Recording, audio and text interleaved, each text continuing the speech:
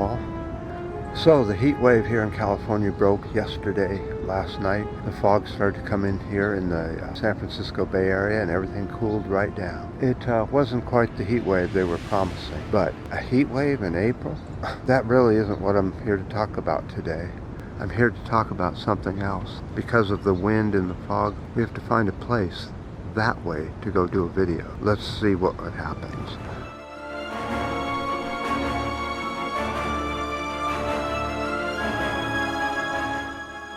That's poison oak. That's back. So today's subject is sort of me. People really are turned off by tell it like it is. You know, if you tell the truth about everything, there's something that's going to touch on somebody's toes, so they leave. And I understand that.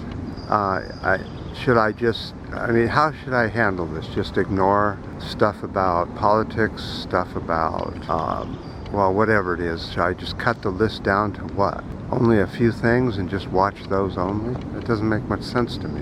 They also get very turned off about fixing things. They don't want to fix things. They want things to be dire. That's the whole purpose of doomerism and bugging out, is that you're always waiting for the end that never comes. And I understand that. I study enough science and weather to know that the end isn't anywhere near. And I'm talking about in the next 20 to 30 years. Then things will be different. It's not the end, but boy, is it going to be awful.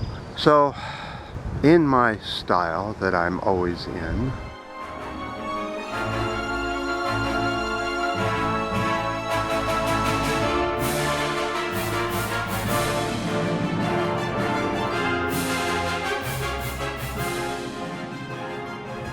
if we can't find a place without people, they come right up on you. I'll try down over. Let's try this way. So one thing I am asked constantly, if we are going to end our existence, how will it end? Climate change, meteor, volcano, disease. You know, and if you break it down, I honestly think it's going to be war that is going to be starting very shortly. I follow geopolitics closely, and we're seeing an alliance starting to build between Russia, Iran, North Korea. Now, and possibly even China in sort of maybe a backup kind of thing. Now, is that enough to take on the big bully on the planet, the U.S.? Well, I don't know. It would certainly be a terrible war.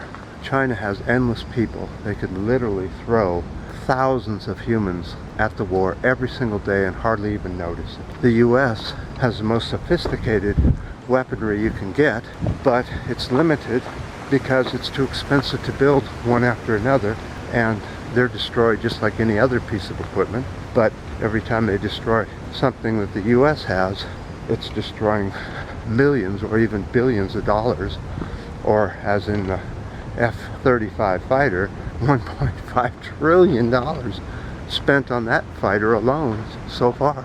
What a colossal waste of money. How many wars has the U.S. fought?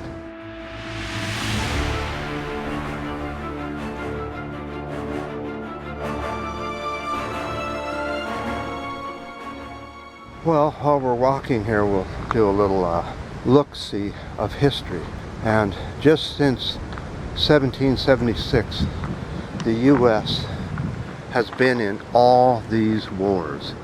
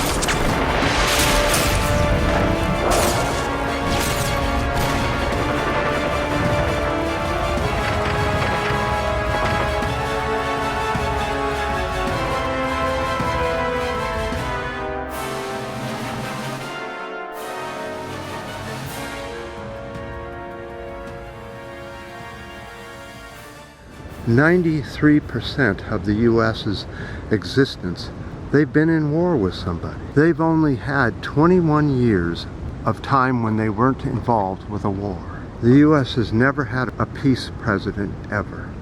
The latest was in 2017 when the U.S. decided to bomb the shit out of Syria. 1,600 civilians killed that they're admitting to, countless soldiers on all kinds of sides, and look at what's left of the city. This was the most money the U.S. has ever put into a bombing campaign. The military-industrial complex is calling it, the U.S. has never had a more pricier air campaign. Yeah, let's just clean it all up.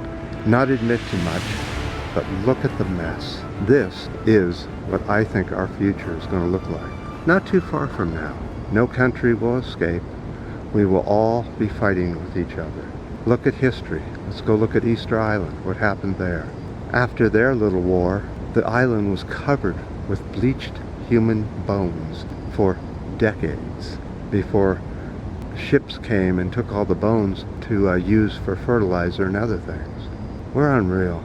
We're just unreal. As a species, if we are to kill ourselves, it will be with war, and it won't be too much longer. And if you think that there's a place you're going to bug out to, forget it. There's almost 1,000 nuclear reactors around the planet that need to be looked after 24/7. If the planet's at war, you know, that's where we're going to go, and that's where we're headed, because we keep putting in the same garbage for our leaders around the world. Biden here in the U.S. just declared he has 8%. 42% of the Democrats don't like any of the candidates that are presented to them. Biden at 8%, but that's the one they're going to back. They thought Hillary was bad. Who's going to back Biden other than the big corporates? By the way, as soon as he declared, the big corporates lined up behind him and started donating by the millions. But people don't want to hear this kind of stuff. I understand that. I would rather, I'd rather see lilies and daisies, talk about babies and music and all that kind of stuff. But instead, I'm forced to talk about this. You know, I can't stand it either. And I understand if you no longer want to subscribe, because we do seem to have a large turnover of subscribers. Now, I don't know if that's YouTube doing that, or if it's my subject matter. Probably a little of both. But oftentimes, people poo-poo me whatever I say anyway. I'm used to that. And let's hope that I'm wrong about war. But if anybody's paying attention to the geopolitics these days, well, get done what you need to get done. Because as soon as we put the orange man in for a second term, whether we want him or not, war will be what happens.